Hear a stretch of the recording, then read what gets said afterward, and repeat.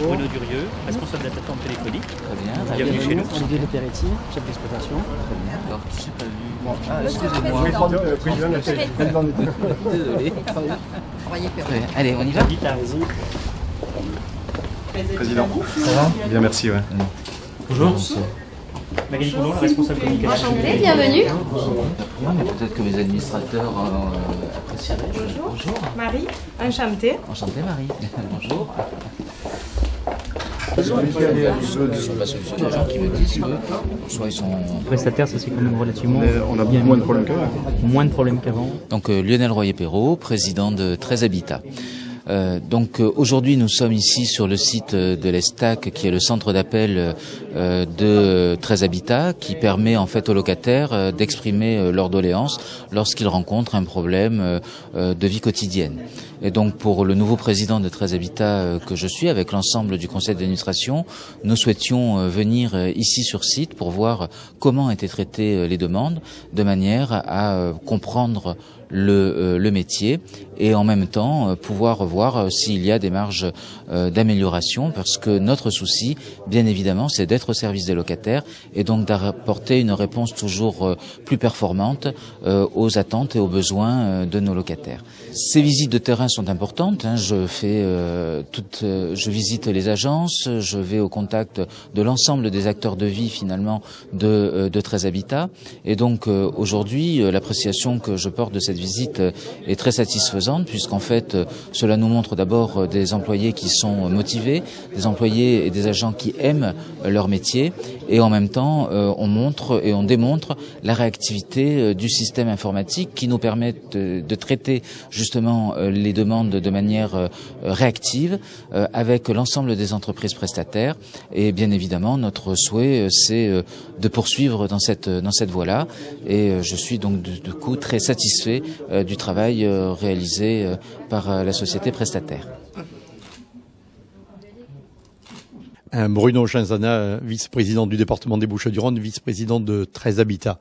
Écoutez, moi je suis particulièrement heureux d'avoir répondu à l'invitation de Lionel Royer-Perrault, le président de 13 Habitat, qui nous a invités à venir découvrir ce centre d'appel qui, d'après ce que nous avons vu, et je suis heureux de l'avoir constaté de moi-même, puisque j'ai eu le plaisir d'accompagner 2 ou 3 hôtesses qui répondaient à des locataires de 13 Habitat. J'ai pu apprécier la qualité de cet accueil qui, je crois, répond aujourd'hui à un souci qui est le nôtre, d'être plus proche de nos locataires et surtout plus efficace. Alors honnêtement très satisfait d'avoir pu constater par moi-même, par nous-mêmes, j'ai envie de dire, l'efficacité de ce service que nous offrons aux locataires de 13 Habitat, qui ont, à mon sens, avec ce centre d'appel, l'occasion de pouvoir exprimer dans les meilleurs délais, et j'espère avec la meilleure efficacité en retour, leurs doléances. Vous savez, moi, je pense que le président Lionel Royer-Perrault a dû vous le dire, nous voulons être le plus efficace possible et être d'une manière la plus rapide à l'écoute de nos locataires. Eh bien, aujourd'hui, on a pu, avec cette visite, en mesurer clairement les effets. Et donc, je pense qu'il y a sûrement des champs d'amélioration, parce que les locataires se plaignent, ils nous écrivent, ils nous font savoir que c'est trop long, que ce n'est pas assez efficace. Eh bien là, on a pu constater que au niveau de ce centre d'appel, le premier maillon, c'est-à-dire celui de l'accueil téléphonique, était un bon moyen, une façon encore une fois d'être efficace.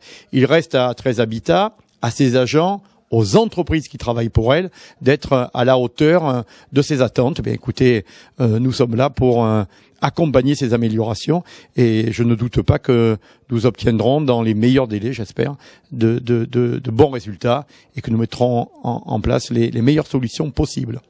Bonjour, Geoffroy de Peretti. Donc, je suis le président du groupe éthique qui travaille dans diverses activités. La sécurité, l'accueil d'entreprise, c'est-à-dire la prise en charge externalisée du poste d'accueil dans l'entreprise, l'accueil événementiel et le centre de contact client, le centre d'appel, le call center comme certains disent, qui est situé à Saint-Henri. Nous travaillons pour plusieurs clients et aujourd'hui on a le grand plaisir d'avoir reçu le 13 Habitat avec son président qui avait l'air satisfait de voir effectivement les prestations qu'on rend pour eux et pour les locataires de 13 Habitat. à qui on répond au téléphone et à qui on essaye de rendre le plus de services possible dans le domaine technique, pour l'intervention des plombiers, des électriciens, mais aussi pour les problèmes administratifs qu'ils peuvent rencontrer avec 13 Habitat. Donc une fois de plus, une belle journée et on est très heureux de les avoir reçus, comme tous nos clients d'ailleurs, dans d'autres domaines, l'assurance, la banque ou les problèmes techniques d'autres clients. Voilà, merci beaucoup d'être tous venus, à bientôt. Donc éthique, entreprise marseillaise créée en 1994, au départ dans le métier de la sécurité. Donc c'est les agents de sécurité, classiques que vous connaissez, que vous voyez partout. Notre idée c'était de faire... En 1994, le métier n'était pas encore mûr, donc c'était de faire de la sécurité, mais de manière un peu éthique, d'où le nom. Et en même temps, d'avoir une relation un peu conviviale d'accueil avec les clients de nos clients.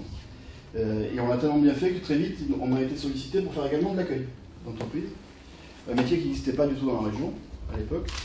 Et on a créé le métier d'externalisation du poste d'accueil dans le sud-est. Ça existait à Paris, un petit peu à Lyon, mais pas chez nous. Donc voilà, sécurité, accueil, et pour se faire de la publicité, on avait lancé une activité d'accueil événementiel, c'est peut-être ce que vous voyez aujourd'hui au stade, à la foire en ce moment, etc. Et l'idée c'était d'apporter dans ce métier-là les mêmes modes d'organisation que dans les autres métiers des services, alors que l'accueil événementiel c'était un peu artistique, quoi. C'était une nièce de quelqu'un qui était monté une boîte après les études pour essayer, etc. Ça allait jamais très loin. On a essayé d'apporter tous les modes opérationnels qu'on avait dans les autres métiers, le professionnalisme, dans l'accueil événementiel, dans les paillettes, de la même manière. Et ça a un peu marché. Donc aujourd'hui, dans ces métiers d'accueil, les deux, on est les leaders du Sud-Est. On a une agence à Montpellier, une agence à Nice. Et on est également présent à Paris. On a une agence, où on fait notamment les hôtesses du PSG, ce qui fait toujours sourire ici, je ne sais pas pourquoi. Voilà. Depuis quelques années, depuis le début, on fait de la formation et du conseil dans le domaine de l'incendie, notamment, et aujourd'hui des téléopérateurs, et également du conseil dans le domaine de l'incendie. On a toujours cherché à faire remonter un peu vers le haut nos métiers. Et la partie formation et la capacité à faire évoluer le personnel qui est au départ de basse qualification vers des tâches un peu plus valorisantes, lui nous apportait plus la vision plus générale parisienne et du monde informatique, puisqu'il venait du monde des startups et des grandes entreprises informatiques. Donc on a créé cette entreprise il y a 9 ans maintenant. Notre plus gros client, le premier client, c'était 13 Habitat, qui était une merveille pour nous. Il faut savoir que ça a été la première expérience en France de centre d'appel externalisé je parle sous le contrôle des professionnels, qui diront si c'est vrai, de centre d'appel externalisé au niveau des bailleurs sociaux. Très belle expérience, beaucoup appris. On a eu à apprendre votre métier à vous, parce que c'est ça qui est compliqué, c'est qu'il fallait qu'on devienne la 21e agence de... permet aux gens qui sont salariés de 13 Habitat de pouvoir faire leur mission de terrain, les contacts avec les locataires, etc. Donc une grande fierté de cette réussite, qui n'a pas été facile, hein. Là je ne vais pas parler 2 heures parce que c'est pas mon rôle aujourd'hui, mais qui n'a pas été facile parce qu'il y a eu beaucoup de résistance sur le principe, et je suis fier aujourd'hui de présenter ça. Et merci à ceux avec qui on a travaillé sur ce 13 Habitat pour cette expérience qui est aujourd'hui une pionnière en France, hein. Et je pense qu'on est les seuls à avoir atteint ce niveau de compétences et d'interconnexion entre l'organisme bailleur social et le prestataire. Il y a d'autres expériences en France qui, à ma connaissance, sont moins bien. Oui. Merci Geoffroy. Je me représente, Luc Gued, 13 Habitat. J'ai été le chef de projet en fait de ce dispositif qu'on a mis en place, que vous allez visiter. Donc ce que je vous propose en fait, c'est de vous présenter très rapidement le déroulé. Donc dans le déroulé en fait, vous allez voir d'abord un film qui va durer 3 minutes, c'est très rapide. Il vous permettra de comprendre un peu mieux le mécanisme du centre d'appel. Il me semble important que vous ayez une vision très rapide. Après, ce que je vais vous proposer, c'est une explication qui vous est aussi remise dans un document que vous allez avoir avant votre départ. Et puis enfin, je crois presque enfin, vous allez faire la visite du centre de relations clients sur lesquels vous allez pouvoir écouter des appels en direct. Donc je vais vous demander une attention particulière puisqu'en fait on a des clients au bout de la ligne, donc il faudra parler doucement. Alors ce que je proposerais en fait, c'est qu'on le fasse sur 2 équipes. Une première équipe en fait des administrateurs et puis après une deuxième équipe sur lesquelles il y aura une deuxième visite. Je resterai ici, je répondrai à vos questions. Je pense qu'elles risquent d'être nombreuses. Et puis, si elles ne le sont pas, c'est que j'aurais peut-être loupé quelque chose. Et puis, l'idée, c'est en fait d'avoir quelque chose qui réponde vraiment à vos attentes. Enfin, je l'ai dit, hein, c'est ce moment de retour sur lesquels vous allez venir. Vous allez peut-être avoir encore des questions à me poser. N'hésitez pas, il faut vraiment enlever tous les doutes que vous pouvez avoir. On est totalement transparent et vous allez voir qu'on a un processus excessivement rigoureux. Habitat. L'Office public de l'habitat des Bouches-du-Rhône a changé sa façon de travailler il y a 5 ans. Depuis, il sous-traite les appels téléphoniques de ses clients locataires. Chaque jour, en moyenne, les téléopérateurs traitent 800 appels. 300 d'entre eux sont de nouvelles réclamations. Ils ont quasiment réponse à tout, puisqu'en fait, on a, pour chaque type de réclamation, on a un histogramme qui nous permet en fait d'aller rechercher plus de 400 questions-réponses et qui vont en fait tracer l'ensemble des processus à mettre en œuvre. Pour les clients locataires, cette gestion des appels est beaucoup plus efficace. Le bénéfice locataire est très simple, c'est le temps d'attente diminué de plus de les 3/4 de temps, puisqu'on est en fait sur une durée moyenne d'1 minute de temps d'attente, et on est sûr d'avoir son numéro de réclamation à la sortie. Donc non seulement j'ai peu attendu, mais en plus j'ai ma réclamation enregistrée, on m'a bien écouté. Parmi les appels reçus ici, plus de 60% sont d'ordre technique. Donc vous nous contactez pour quelle raison, madame? Oui, je vous téléphone parce que j'ai une infiltration d'eau dans le placard du salon. Oui, je pense que ça vient du toit parce que j'ai un plafond qui est tout bloqué et quand par forte pluie, ça suinte sur le tuyau. L'évacuation des eaux usées du toit. Oui. Vous êtes à quel bâtiment? Bâtiment 7. Très bien, maintenant... Dans ces cas-là, je contacte immédiatement un agent afin qu'il se rende sur place pour constater. Je vous remercie, je vous souhaite une bonne journée, madame. Au revoir. Dans ce cas, c'est le gardien de la résidence qui intervient. Mais selon la nature des appels, cela peut être une entreprise qui effectue directement les réparations. Vous avez appelé la centrale d'appel? Oui, j'ai téléphoné parce que j'ai une infiltration d'eau dans mon placard. Voilà. C'est par ici. Autre avantage pour les locataires, le centre d'appel assure le suivi de chaque intervention. Ce qu'il y a de bien, c'est que la centrale, après, nous rappelle pour nous dire est-ce que quelqu'un est intervenu, est-ce que vous êtes satisfait. Et ça, c'est vrai que c'est une qualité parce qu'au niveau des locataires, ils nous disent que ça s'est beaucoup amélioré ces derniers temps. C'est vrai. Conséquence directe de la mise en place du centre d'appel, dans les agences, le téléphone ne sonne pratiquement plus. Merci, au revoir. C'est vrai qu'avant, quand on faisait l'accueil du locataire, on n'avait pas le temps de discuter avec lui parce qu'on avait constamment le téléphone qui sonnait, mais sans arrêt.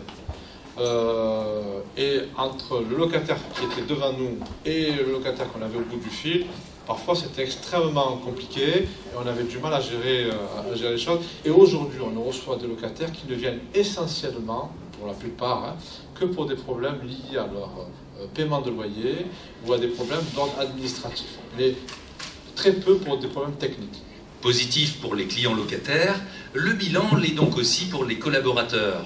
Ils peuvent désormais se consacrer à leur cœur de métier.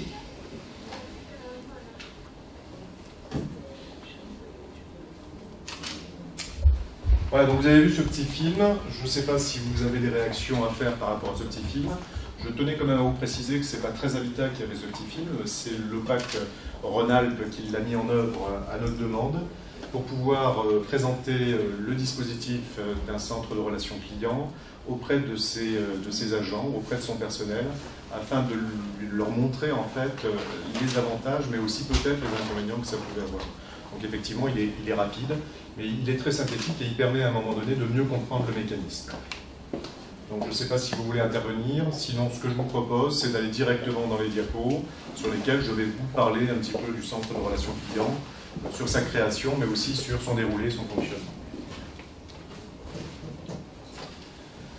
Donc le centre de relations clients, tout à l'heure, M. de Peretti l'a annoncé, il a été créé en octobre 2007, donc on a été le premier à créer un centre d'appel de relations clients sur la partie extérieure. Donc j'insiste sur le centre de contact client ou relations clients, et non pas le centre d'appel, même si on appelle la centrale ou le centre d'appel, on n'est pas un standard. On est un centre de relations clients, c'est réservé exclusivement aux clients locataires, et non pas à des prospects ou non pas à des personnes extérieures ou des entreprises, etc. Donc on est vraiment dans un domaine client. Donc cette genèse, en fait, 2007, on a créé ce centre de relations clients.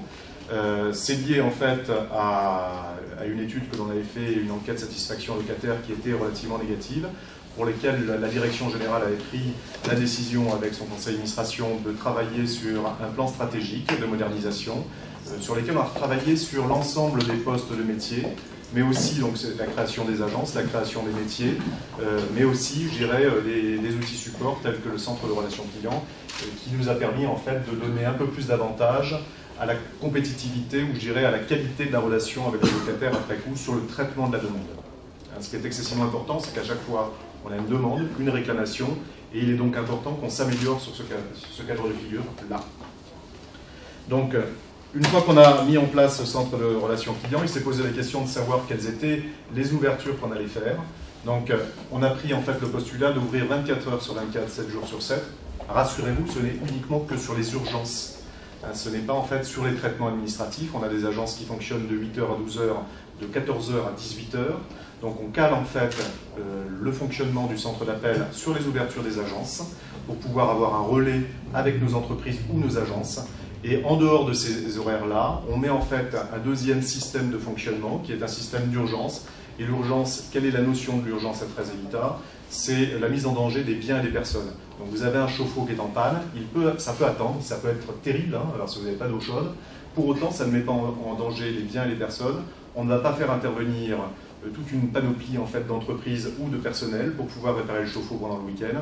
On prendra le risque de mettre en panne ce chauffe-eau et d'intervenir le lundi à la première heure. L'idée à chaque fois, c'est les biens et les personnes sur lesquels on est en danger. Si on était sur une intervention globale, on serait en fait sur des coûts énormes de gestion, mais aussi en fait avec du personnel sur le terrain à développer, ce qui est quasi impossible et ce qui n'existe nulle part. 4 demandes en fait sont traitées au centre de relations clients. Des demandes de logement. Alors vous allez me dire des demandes de logement, très étonnant. On est uniquement là pour orienter les locataires qui font des demandes de logement. On n'enregistre pas la demande de logement. On va prendre en compte la demande du prospect, puisqu'en fait, il n'est pas encore client chez nous. Donc, c'est une situation difficile. Pour autant, il faut l'accueillir le mieux possible. Il n'est pas client, on va essayer de l'écouter. On va lui dire comment enregistrer et faire enregistrer sa réclamation, où trouver les formulaires, comment déposer ces formulaires et à qui s'adresser. Voilà un petit peu ce que l'on va faire. Après coup, quand on a en fait une relance d'un client qui attend en fait sa demande de logement, c'est pareil, on va le mettre en attente et on va lui rappeler en fait qu'il va avoir un contact pris par l'agence, qui va lui dire à un moment donné où en est son dossier. Donc tant qu'il n'a pas de prise de contact par l'agence, c'est que son dossier n'a pas été instruit et qu'il ne s'inquiète pas, puisqu'il y a un renouvellement annuel. Alors c'est terrible, hein, parce qu'on est sur des demandes sur lesquelles les gens sont tout le temps en alerte, mais il faut savoir en fait que chaque année, il doit renouveler sa demande, et dans ce cas-là, on va l'accompagner, y compris dans ce processus-là. Donc tout est inscrit et tout est travaillé pour pouvoir le rassurer sur cette donnée-là, en sachant que bien souvent, ça va durer des fois plusieurs années, voire plusieurs mois. Sur les questions administratives et juridiques, eh bien, on a classifié nos réclamations sur 3 critères, technique, administratif et incivilité. Donc vous allez les retrouver en fait sur les modes de traitement qu'on peut avoir. C'est un avantage fondamental, c'est qu'à un moment donné, on a en fait une base de réponses sur lesquelles pour chaque question, on a ce qu'on appelle une foire aux questions, hein, un peu ce qu'on a un peu dans l'informatique. On l'a créé pour pouvoir répondre avec les opérateurs. Donc on a en fait à peu près 400 réponses sur 400 questions qui vont nous permettre d'avoir des process individuels pour ces 400 questions posées. Donc du coup, on est sur chaque domaine et vous allez voir que tout à l'heure, lors de la visite, vous allez vous apercevoir qu'on a des outils de logiciels qui sont exactement les mêmes que ceux en agence pour résoudre les problèmes et pour gagner du temps au niveau de locataire. Vous recevez, en tant qu'administrateur, en tout cas moi en tant que président, beaucoup de courriers, à mon goût beaucoup trop, mais on va s'améliorer, sur des demandes formulées par les locataires, sur des prestations qui ne donnent pas satisfaction. Il me semblait important, pour bien comprendre comment est traitée la demande du locataire et pour peut-être voir ou identifier là où le bât blesse, que l'ensemble des administrateurs, nous soyons en capacité justement de nous approprier le processus, ne serait-ce que parce que nous sommes aussi en contact des locataires et donc nous pourrons apporter un certain nombre d'éléments de réponse, et en même temps, ça doit faire partie pour l'ensemble des administrateurs d'un travail de réflexion sur comment peut-on améliorer aussi les choses. Je suis intimement convaincu que la prestation que vous accomplissez répond au cahier des charges que nous avons mis dans le cadre du contrat et du marché. Ça, j'en suis intimement convaincu. Mais il n'en demeure pas moins, et au regard de ce que vous avez encore dit, c'est que malgré tout, il y a des personnes qui sont insatisfaites de la prestation qui est demandée suite à un problème d'inondation, un problème de tout ce qu'on peut. Donc, moi, ce dont on a besoin, c'est aussi, nous, de comprendre, de savoir où est-ce qu'il y a éventuellement dysfonctionnement. Et notamment, peut-être, sur les entreprises, parce que vous saisissez, vous envoyez à l'agence ou au gardien, très bien, parce que là, vous nous avez présenté le monde idéal. Hein. La logique voudrait que je n'ai pas un seul courrier qui m'arrive sur mon bureau. C'est loin d'être le cas quand même. Hein, voilà. Donc la question c'est, ça part chez le gardien, ça part chez... Bon. Il y a une intervention qui est faite, elle est identifiée comme telle, et puis peut-être qu'on me rappelle pour dire ça m'a été fait, et malgré cela, ça n'a sans doute pas encore été suffisamment bien fait, puisqu'on trouve quand même encore le temps d'écrire ou de solliciter les administrateurs. Donc, c'est qu'il y a quand même un petit sujet.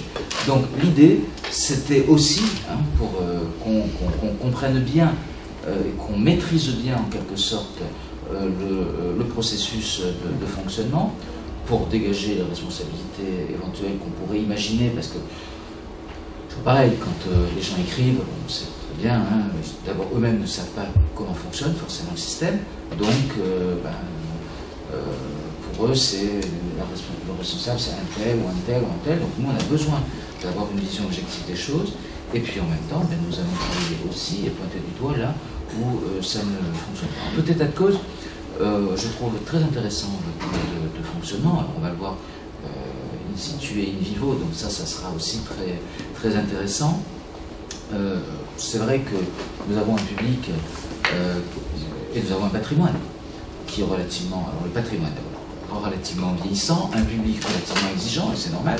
Ils sont locataires, ils paient des loyers, ils paient des charges, c'est normal qu'ils aient en attente une prestation et un logement à la hauteur.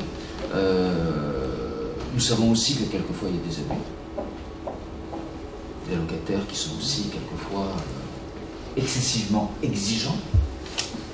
Donc il faut aussi savoir replacer ça dans un contexte global.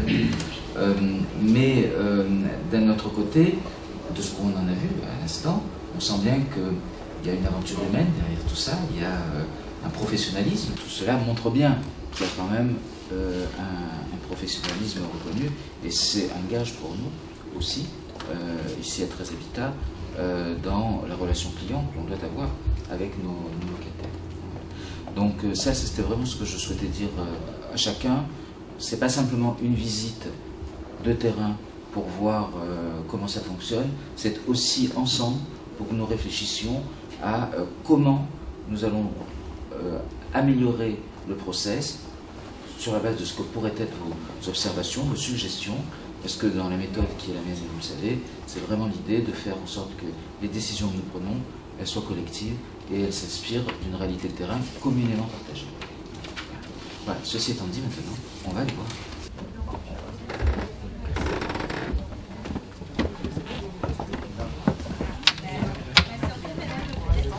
Bonjour, messieurs, dames. Bonjour.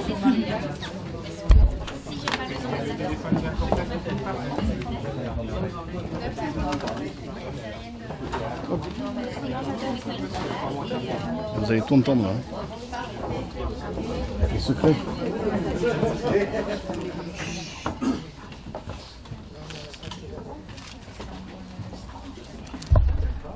Bon, tout se passe bien, personne n'appelle.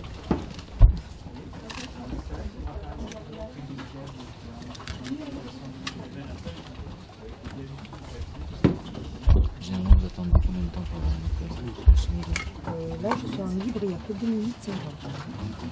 En fait, on a des appels qui sont vraiment c'est aussi l'intérêt finalement de votre mission, de cette oui, diversité, bien sûr.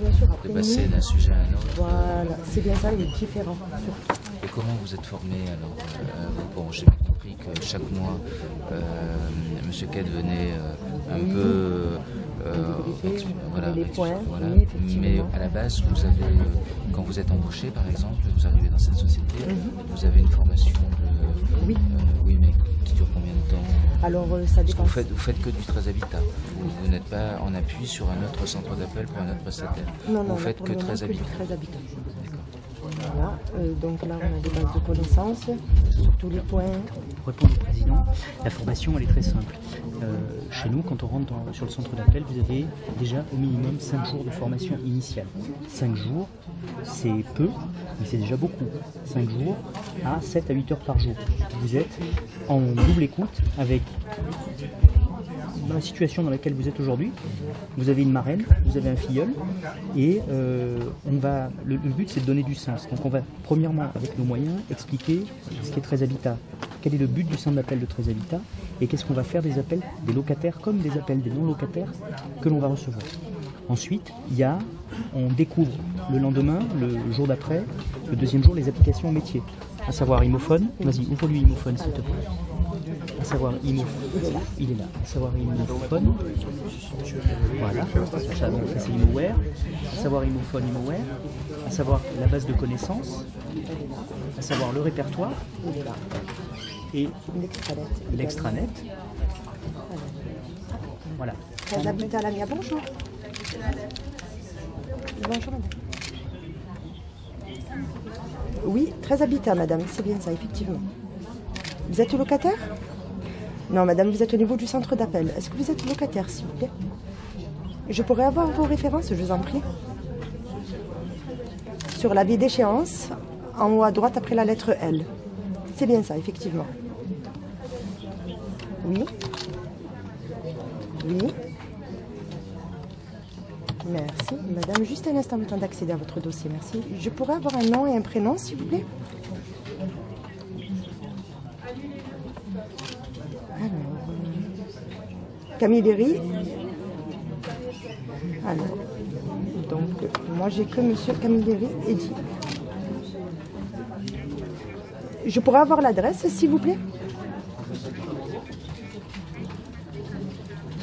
Oui. Parfait. Un numéro de téléphone, s'il vous plaît.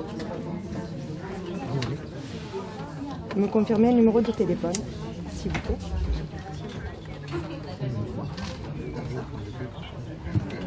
D'accord. Vous m'avez dit après la lettre L. Voilà. Voilà. C'est la zone de chauffage. Début de mois, c'est la vie d'échéance. Alors, j'ai un 06 74 02. Voilà, monsieur. Merci de votre appel, monsieur. Je vous souhaite une très bonne journée. Au revoir. Afin que le souci aille vers la direction. Alors, par exemple, j'ai un encombrant devant chez vous.